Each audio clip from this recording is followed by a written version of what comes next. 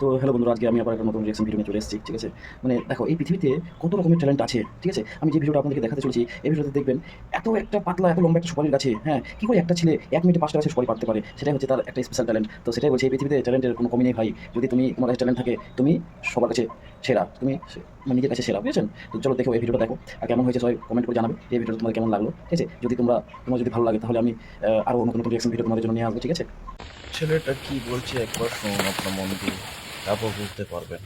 আমি হলাম দক্ষিণাঞ্চলের স্পাইডারম্যান। 5টা গাছের সুপারি আমি 1 মিনিটে পাইরে দেখাবো। এটা হলো দক্ষিণাঞ্চলের চ্যালেঞ্জ। যদি কেউ আমার সাথে চ্যালেঞ্জ করতে পারে তাহলে তারে 5,000 টাকা পুরস্কার দেওয়া হবে। আচ্ছা উঠেন তাহলে। এত একটা পাতলা এত লম্বা একটা সুপারির গাছে, হ্যাঁ, কি করে একটা ছেলে 1 মিনিটে 5টা গাছের সুপারি পাড়তে পারে, সেটাই হচ্ছে তার একটা স্পেশাল ট্যালেন্ট। তো সেটাই বলছি, এই পৃথিবীতে ট্যালেন্টের কোনো কম।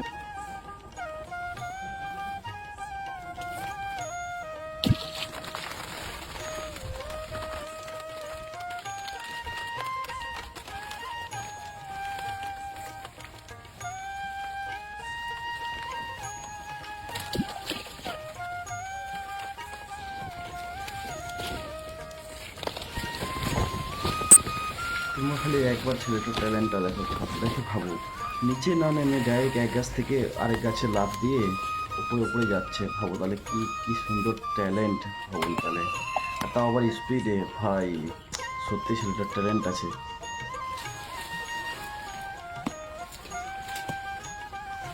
দেখছেন কত স্পিডে যাচ্ছে এক এক গাছ থেকে আরেক গাছে, বিশাল ট্যালেন্ট ভাই। এই ছেলেটার জন্য তোমরা সবাই একটা প্লিজ লাইক করে দেবেন ভিডিওটাকে।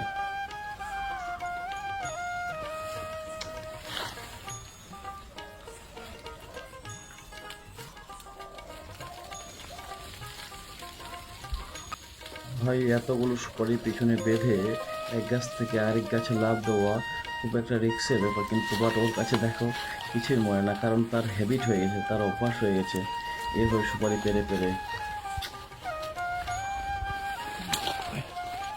দেখো কি স্পিডে যাচ্ছে এক গাছ থেকে আরেক গাছে, জাস্ট শুধু বাদরের মতো। দেখো সত্যি ছেলেটার ট্যালেন্ট আছে, মানতে হবে। খবর তোরা কি স্পিডে নামছে সুপারিগুলো নিয়ে, ভাই উপর থেকে ডাইরেক্ট 1 সেকেন্ডের নিচে। দেখো কতগুলো সুপারি নিয়ে নেমে গেল নিচে।